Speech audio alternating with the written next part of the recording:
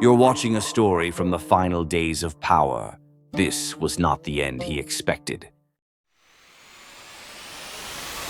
It's the 22nd of August 2011. Tripoli, Libya. Muammar Gaddafi, the ruler of Libya for over 40 years, was literally living his last days inside a big civil conflict. The surrounded neighborhood of the country fell into the hands of the opposition forces. The NATO intensified its air raids on the regime's strongholds. That led al-Gaddafi to leave the city and head towards Sirte to reorganize his regime's scheme and continue the resistance. How did al-Gaddafi live his final days? What did he say to his companions? And how did he fall into the hands of the opposition forces? The convoy, composed of a security vehicle and another carrying al-Gaddafi, departed from Tripoli around 1:30 p.m. While passing near Bin Tahir Mosque, the convoy was ambushed and directly fired upon, increasing the danger of the situation. Despite the ambush, no one from the group was harmed. The escort managed to control the situation and continue their movement. Amid the chaos, the security vehicle became separated from Gaddafi's car. In Salah ad-Din area, the team was forced to change the cars and continue their journey until they reached a regime checkpoint, where several young men surprised to see al-Gaddafi in Toyota Camry. After passing the checkpoint, Gaddafi's vehicle continued toward Bin Walid. Upon arrival after the sunset, the fasting members of the group stopped at a small shop to buy water and biscuits for iftar, where they were later joined by several loyalists. After breaking their fast, the convoy continued their journey towards Souf al-Jin area. Upon reaching Sidi Mubarak Castle, they were stopped by someone warning at intense clashes at El Sadada intersection.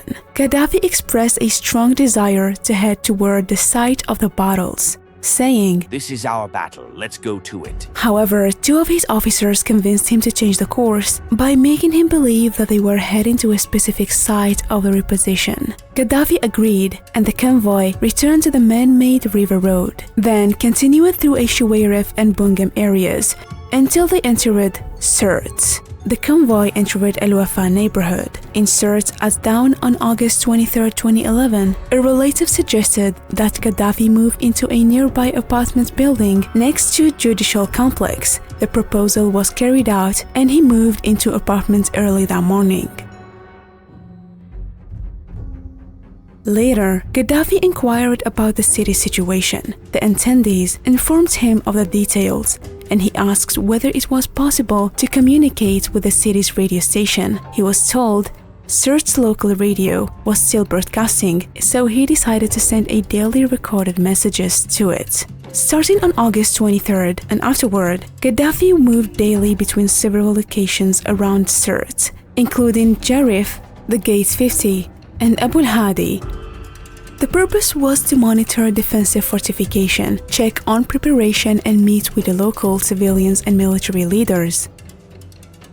Gaddafi lived a simple life, eating a basic available food like ragida, bread and crushed wheat, and macaroni. He would rejoice if good milk and tradition over bacon bread was found, but he never asked for anything special. He refused to change his distinct clothing, despite the risk of being identified. Until October 20, he insisted on wearing his famous shirt and refused to replace it. On October 15, NATO and allied armed elements launched the first attack on Sirte. At the time, Gaddafi was in a farm surrounding the city and managed to return only with difficulty due to the exhalations of the Grad rockets bombardment. Upon their return, the apartment where he had stayed was bombed twice. He always advised keeping windows open to reduce pressure for explosions. One night, while the city was engulfed in complete darkness and only aircraft lights could be seen, he said sorrowfully, Libya used to sparkle like a chandelier. Now it is total darkness. After that, Gaddafi and his group moved to a location known as Area No. 2. By then, Sirte was gradually collapsing, and they found themselves besieged under harsh living conditions and severe shortages of supplies. Internet access was lost, and it became impossible to send recorded messages. Media communications was limited to the local radio, which was later directly bombed, destroying the studio and effectively cutting off all remaining broadcast channels. In a desperate attempt to break the siege, one of the escorts, with help from a naval frogman unit, managed to repair and operate a small boat called Zodiac. Gaddafi offered the chance to use it to flee Sirte, but he refused, saying, "If the Zodiac can't take all the fighters, how can we leave and abandon them?"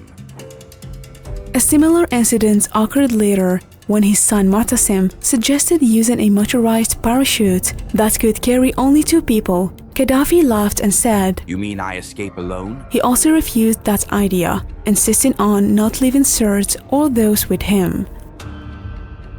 As battle intensified on Wednesday, October 19, clashes reached their peak in Area No. 2. The group was holed up in a house, while the opposing forces had taken position in a house. Across a narrow 8-meter street, the close proximity made shouts between 2 sides clearly audible. That day, the decision to flee became necessary. Under a heavy pressure, Gaddafi agreed. They began preparing the vehicles, but each time a car was ready, it would be stopped by shell and destroyed. There were no spare cars, no proper equipment, and very limited weapons. The group planned to depart at 3 a.m., heading toward Jarif.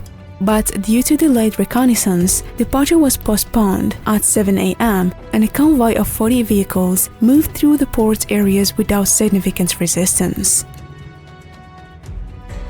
While opposition forces had already taken position near Mahari Hotel, the convoy took the Tripoli road. After only 3 kilometers, a direct NATO airstrike hit the security car behind Gaddafi's, killing several escorts and injuring Gaddafi in the head. He exited the vehicle and fled with another into opposite farmland. But another airstrike hit the same area again, destroying the most of remaining vehicles.